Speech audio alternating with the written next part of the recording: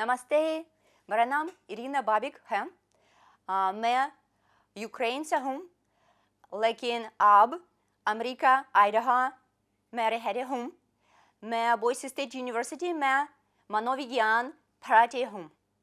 And during this trip, we explored Indian cultures through stories and narratives. And narratives can come in different forms. So usually in Western culture, we're more familiar with the written narratives, literature, but Indian culture is much more diverse and interesting. So the narratives start with literature, and literature is important to understand all other types of narratives. For example, if we understand stories from literature, then we can see the same stories depicted in other forms like singing. So we recognize that the text of songs relates the same devotional topics, and in dancing.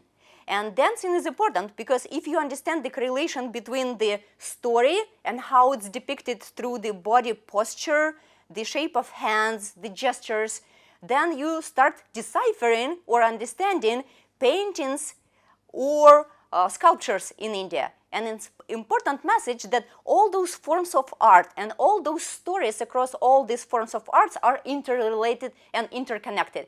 One is not possible without understanding the others.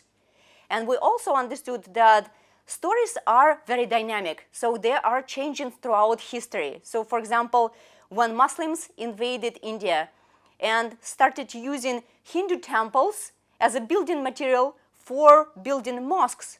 So nowadays, if you go to architectural sites like Qutub Minar in New Delhi, you would see the mosque there representing the layers of history. So you will see some patterns which are geometrical patterns common for Islam. And then you will see lotuses that are common for Hinduism.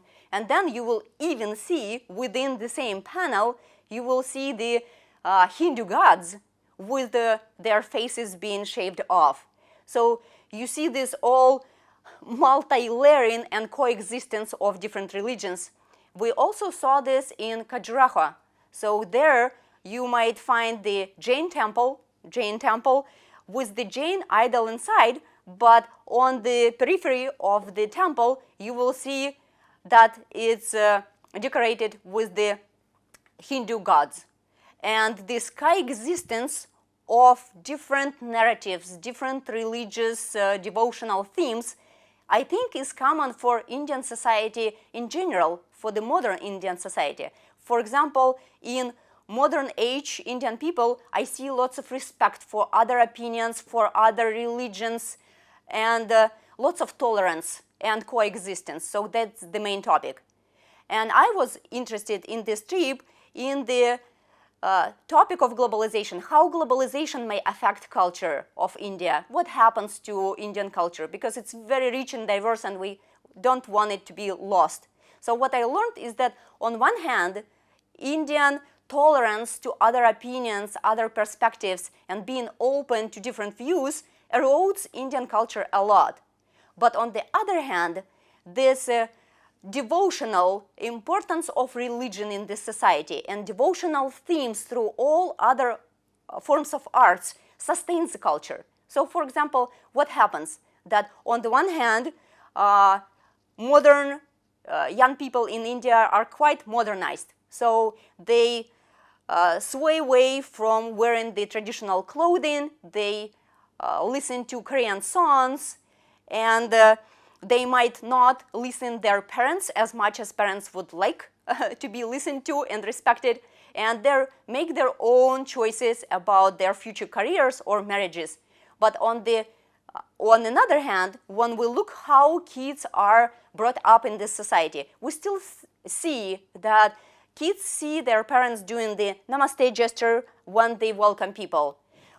They see their parents touching the feet of elders in the form of respect. So, and children incorporate this. Children also are exposed to literature, and what do they read? I have been to Indian bookstores and I have seen on the bookshelves for children books about Shiva and Krishna, Hinduism gods, and Ramayana, and Jataka stories from Buddha life. So that is a very important component of literature, children's literature in India. So that's what Indian children are listening to. And then they participate in the festivals with their parents. They participate in Diwali, Holi, in all this like bright, colorful, very fun festivals, and they hear the songs, they look at the dances, and all those songs and dances, they have this very strong devotional theme across them, going into these religious roots. And during this trip, we had a well-organized but very hectic schedule, and it seemed to me as if I was sitting on the banks of the river, sifting through tons of stones to find the gems or gold pieces here and there. And out of those small pieces, and every one of us found their pieces, the gold pieces, in different places during the program, in some museums, seminars, lectures, architectural sites. It was very personal. So everybody would have aha moments at different places in different situations. So, and I felt like all those small pieces would come up together for me in a bigger picture, in a deeper understanding of Indian culture. And also one part of the program was that it was a group program, and it was very important that some of us were originally from India and had this internal perspective of India, and some of us were outsiders, so we are from different place, not from India. So we introduced some outside perspective, and this bouncing ideas between the two perspectives allowed everybody to enrich their understanding of Indian culture. And finally, I would like to express my deepest gratitude to the organizers of this program, Gabriela Ji and Ashok Ji, also the Fulbright Hayes program, and the US Department of Education and US taxpayers. And I promise that all the knowledge that I learned during this program, I will bring to my students and all other students in the US. Bahut bahut dhanyavad.